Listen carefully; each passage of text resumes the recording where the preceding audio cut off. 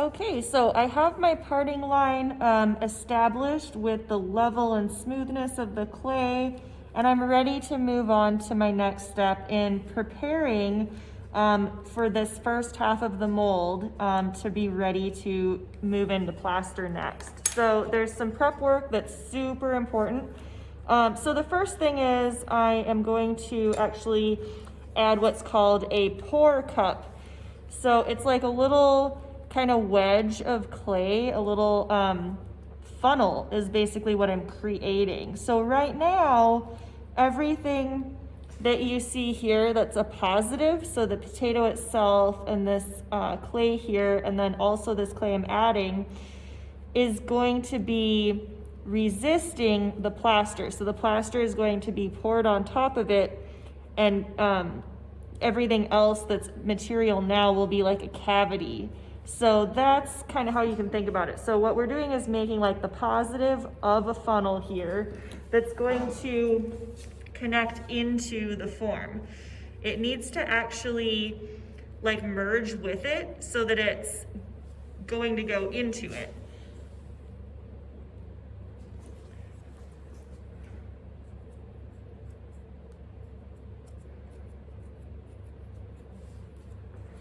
And then it also needs to be kind of smoothed into it so that there isn't like a big textural glob or anything that would cause issues as far as the plaster wanting to grab. So just like that initial step with the parting line had to totally be smooth, all of this is gonna have to be smooth too.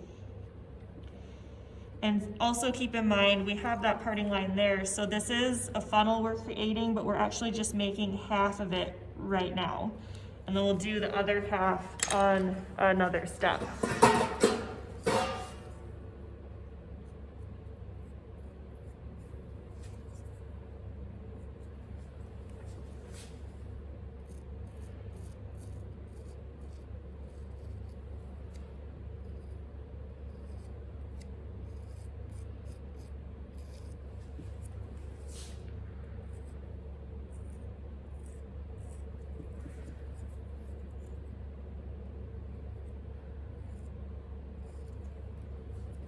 Okay, so I basically have my pour cup, pretty much ready to go here.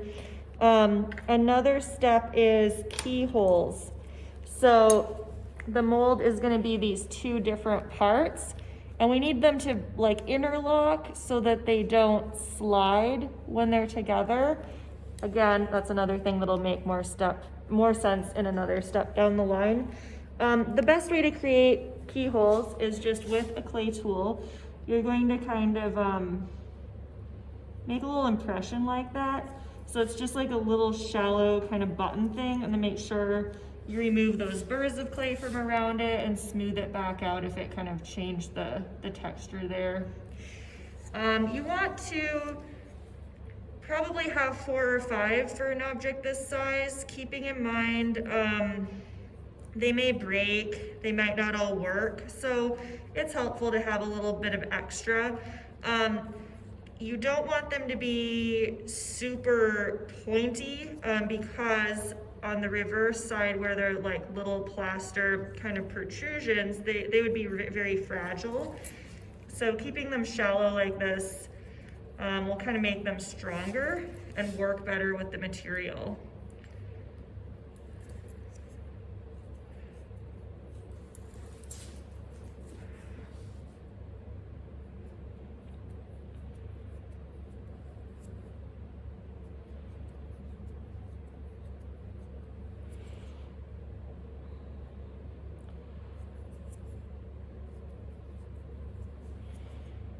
All right, I may have to go back and sort of straighten those out a little bit, but at least doing it now might make it easier for the next step. So now, this is gonna seem kind of weird, but I have to trim this all out so it's a nice, smooth shape around the edges because we're gonna have like a wall around it. So you can do that either with cuttle boards where it would have to be a rectangle, or you can use a strip of a flexible material. It's actually roofing felt, which would work for like an oval. So that's what I'm gonna aim for. since this seems to be kind of going in the direction of an oval. So keep in mind where I cut off that pour cup, that wider end of it has to extend all the way to where I'm cutting it for the other half of that funnel to work. So I'm gonna go ahead and just like slice this with a metal clay tool, just making like a nice kind of a clean oval kind of shape. I can always cut more later, so I'm just kind of being a little bit cautious with how much I'm removing at first.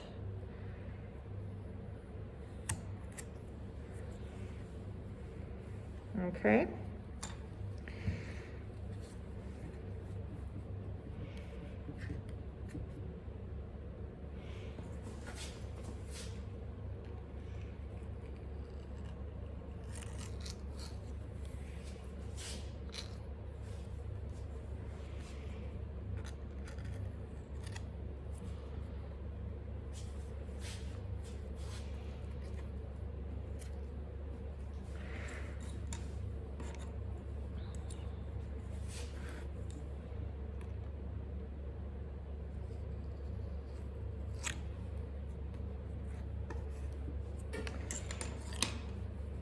Okay, so I can see that that is a pretty decent looking oval, but some areas maybe my parting line didn't come all the way out yet.